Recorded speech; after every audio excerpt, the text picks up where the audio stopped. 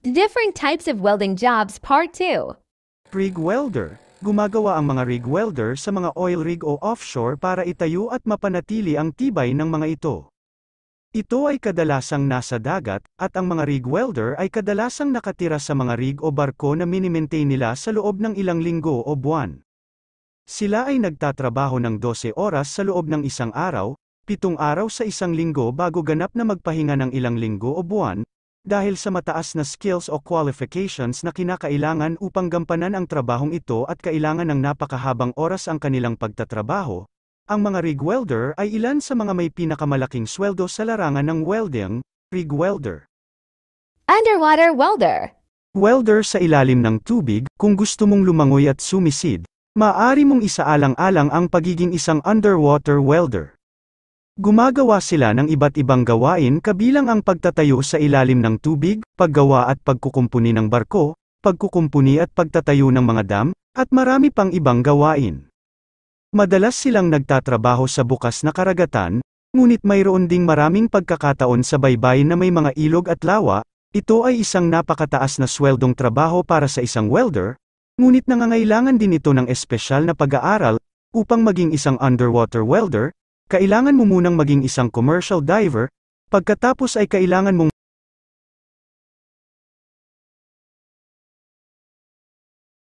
Boiler welder. Boilermaker. Boilermaker. Tumutulong ang mga boilermaker sa paggawa ng malalaking boiler, container, at vats na ginagamit sa mga blast furnace, power generation plant, komersyal na pabrika, at iba pang industriya. Inaasahang magwe-weld sila ng iba't ibang metal kabilang ang maraming iba't ibang pipe at sheet metal, gayon din ang pagbabasa ng mga blueprint, hugis metal, at kung minsan ay mga bolt na piraso ng magkasama. Boilermaker. Welding engineer. Welding engineer. Ang mga welding engineer ay nagtatrabaho sa mga yugto ng disenyo at pagpaplano ng malalaking proyektong pang-industriya. Sa halip na magsagawa ng mga welding sa kanilang sarili, ang isang welding engineer ay bubuo ng mga pamamaraan para sa mga welder na sundin sa proyekto, na tinutukoy kung ano at paano ang mga bagay ay hinangin upang matiyak na ang lahat ay malakas at sapat na ligtas kapag ito ay kumpleto na. Engineer welding. Welding inspector.